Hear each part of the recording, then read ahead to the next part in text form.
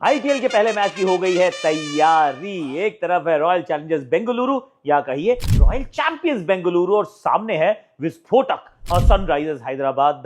Interestingly enough दोनों की ताकत भी सेम है, दोनों की परेशानियां भी सेम है, क्योंकि एक तरफ अभी भी जॉश हेजलवुड आ तो गए हैं पर उपलब्ध नहीं है। पैट कमिंस भी सुनने में आया कि आ गए हैं, लेकिन उपलब्ध तो वो भी नहीं है। तो कौन करेगा फास्ट बॉलिंग, क्या रहने वाली है चुनौतियां चिन्ना स्वामी के मैदान से, क्या की जाए उम्मीद इज दी ओपनिंग एनकाउंटर। चलो भैया करते हैं इन दोनों टीम्स की इस मुकाबले की बात।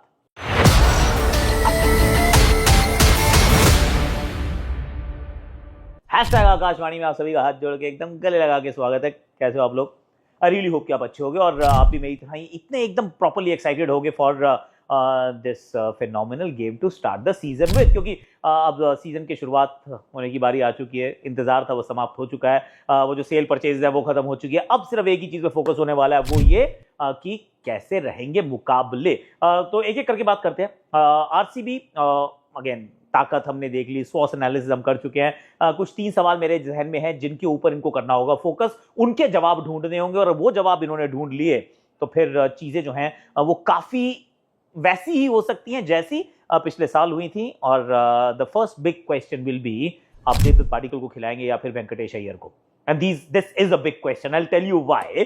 क्योंकि वेंकटेश अय्यर के पीछे इस टीम के अंदर इतना इंटरेस्ट है ना। जब वो गए थे 23.75 करोड़ में, I think if my memory is serving me right, तब भी जो सेकंड लास्ट बिड थी वो आरसीबी की थी। तो आरसीबी उनको तब चाहता था, आरसीबी अब उनको पा चुका है।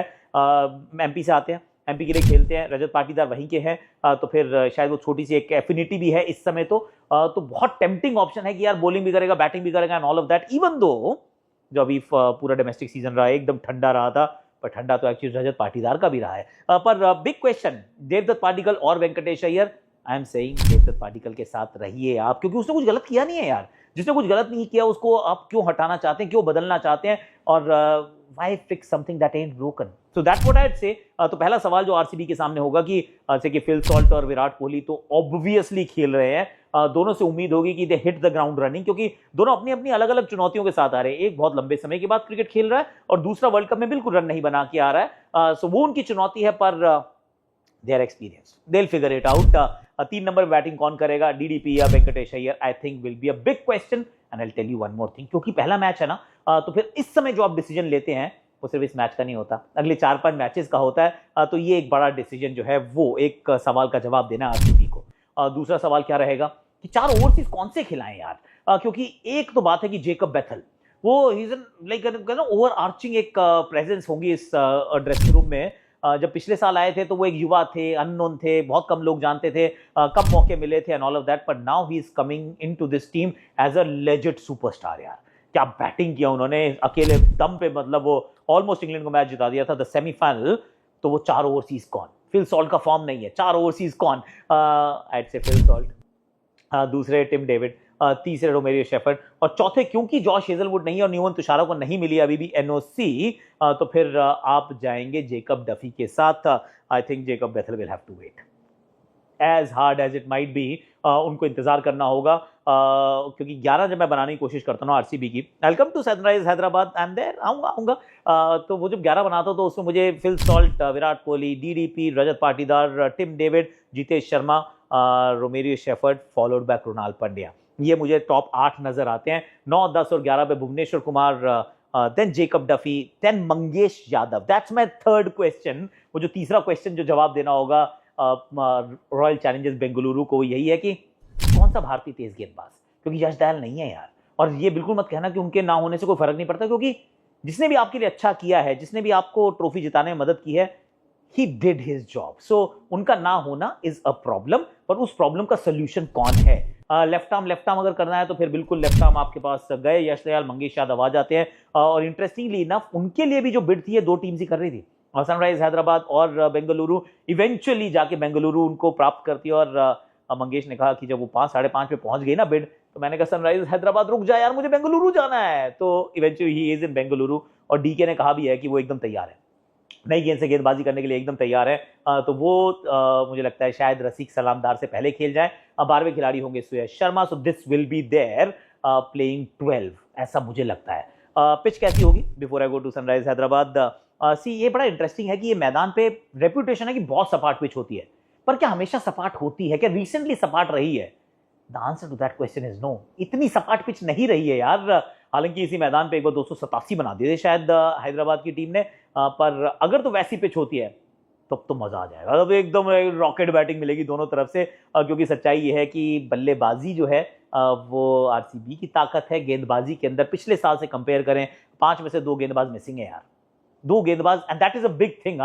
जॉश हेजलवुड नहीं है Yash Dayal, at least for the first game तो ये दोनों नहीं है। यश दयाल तो बिल्कुल ही नहीं होंगे। So there bowling is also little weaker as compare to the last year. तो पिच कैसी रहने वाली है, बड़ी इंटरेस्टिंग बात रहेगी। अमूमन यहाँ पे टॉस जीत के आप गेंदबाजी करते हैं, चेज करने का फैसला करते हैं, and that is where I pivot to Sunrisers Hyderabad. इनके सामने वो 3 बड़े सवाल कौन से हैं? मेरे विचार में जो सबसे बड़ा सवाल है वो ये कि टॉस जीत के करें क्या। हर बंदा यही कहेगा कि भैया बॉलिंग करो, बॉलिंग वीक है ना, सेकंड हाफ में आपको वो काम करना चाहिए जो आपकी ताकत हो, और ताकत आपकी बैटिंग है तो बैटिंग करो बाद में यार। पर मैं पता है क्या कह रहा हूं, बैटिंग करो पहले यार, and I will tell you why. कि आप देखिए, जब आपकी ताकत है बैटिंग, और बैटिंग एक तरीके की बैटिंग है, इट्स नॉट कि वो डेप्थ वाली बैटिंग है, संभल संभल के खेलने वाली बैटिंग है, इट्स एक्सप्लोसिव। तो एक्सप्लोसिव बैटिंग अगर आपके पास है, उसमें आप 200, 225, 250, पौने 300 तक पहुंचने का दम भरते हो, तो पहले बैटिंग कर लो। पहले अगर आप बैटिंग करते हैं तो आप आजादी से करते हैं, बेबाक करते हैं, बेखौफ करते हैं, अंत तक मारते रहते हैं, and then you take your team to a position जहां से फिर सामने वाली टीम को आप आउट बैट कर सकते हैं। सेकंड इनिंग्स में क्या होता है कि फिर 200, 250 रन चेज कहाँ होते हैं, आसानी से नहीं होते हैं। तो ये काम मुझे लगता है कि काम कर सकती है सनराइज हैदराबाद की टीम। तो win the toss, bat first, और क्योंकि सेकंड इनिंग्स में जब बैटिंग आती है, और थोड़ा contrary to the popular opinion है by the way, second innings में जब बैटिंग आती है और कहीं आप 225 का पीछा कर रहे हो, तो फिर बैटिंग कितनी भी तगड़ी क्यों ना हो, वो एक भुवनेश्वर कुमार का spell will be your death nail. तो इस वजह से मैं सोच रहा हूं कि पहले बैटिंग कर लो। तो ये पहला बड़ा सवाल। दूसरा बड़ा सवाल जो इनके पास है कि नीतीश कुमार रेड्डी का क्या किया जाए। और ये मैं सवाल इसलिए पूछ रहा हूं क्योंकि उनको ना अभी तक समझ में नहीं आया कि किस नंबर पर बैटिंग करानी चाहिए।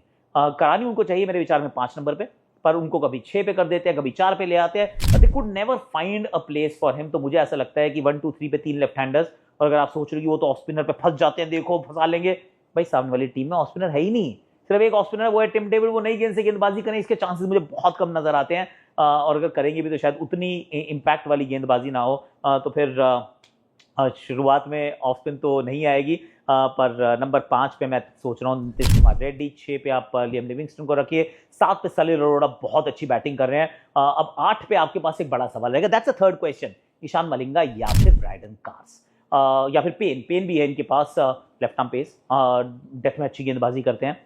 Brydon Carse is almost like for like, जैसी करते थे पैट कमिंस वैसी गेंदबाजी करेंगे, उतनी बैटिंग कर जाएंगे। नंबर 8 पे बैटिंग मिल जाए आपको थोड़ा सा और अच्छा लगता है, पर यू नो व्हाट आई से 8 पे रखो हर्षल पटेल को और लेकर आओ ईशान मलिंगा को। And I say this because already bowling weak है यार।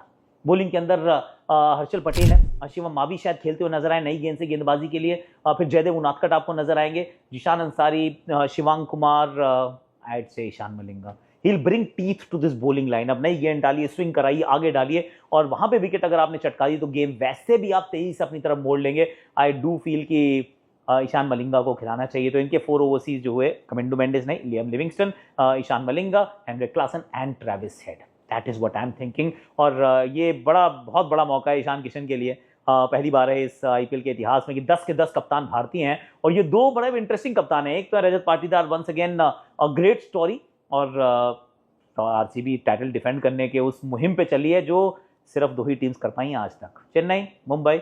Could Rajat Patidar be the next guy? I mean, that is a possibility. और ईशानदार किशन, डेस्टिनी चाइल्ड। पिछले अगर आप 3 महीने देखें तो इतना किस्मत ने कभी किसी के लिए पलटी नहीं खाई होगी जितनी इनके लिए खाई है, and I feel so happy for him. So Ishan Kishan के ऊपर रहेगा फोकस कि कप्तानी अच्छी कर दो, तो फिर पैट कमिंस आएंगे ना, तो भी जाने दो यार, इट विल बी ग्रेट। पर लेट्स सी कि क्या होता है। आज के लिए, अभी के लिए मेरे पास इतना ही है। May the best team win, that is what I am hoping for. पहला match, can't wait. In fact by the way, हमारी एक नई फीड आ रही है, उस फीड के अंदर सारे वो जो आईपीएल के खिलाड़ी हैं, इनसाइडर फीड हम उसको कह रहे हैं, वॉच अलॉन्ग जैसी होगी। तो प्लीज़ अगर आप कनेक्टेड टीवी पे हैं तो प्लीज़ कम एंड वॉच अस। वहाँ पे हम बहुत सारी गुफ्तगू करते हुए नजर आएंगे। It is a different way of actually covering the game. तो वहाँ मैं भी हूँ, इरफान भी हैं, Suresh Raina, Harbhajan Singh, Ravichandran Ashwin, Cheteshwar Pujara, Umesh Yadav, all of us are going to be on that feed. एक और हिंदी की फीड होगी, उसमें आपको Sharifa, Anant and other people are also going to be there, वो आप सुनिएगा, पर हम इनसाइडर फीड पे हैं. Do come and watch us and tell us कि आपको वॉच अलॉन्ग जैसा एक्सपीरियंस लगा कैसा. आज के लिए, अभी के लिए, thank you so much for watching. Like share subscribe comment notification घंटी बजाते रहो. बजा दो यार, बजा दो प्लीज.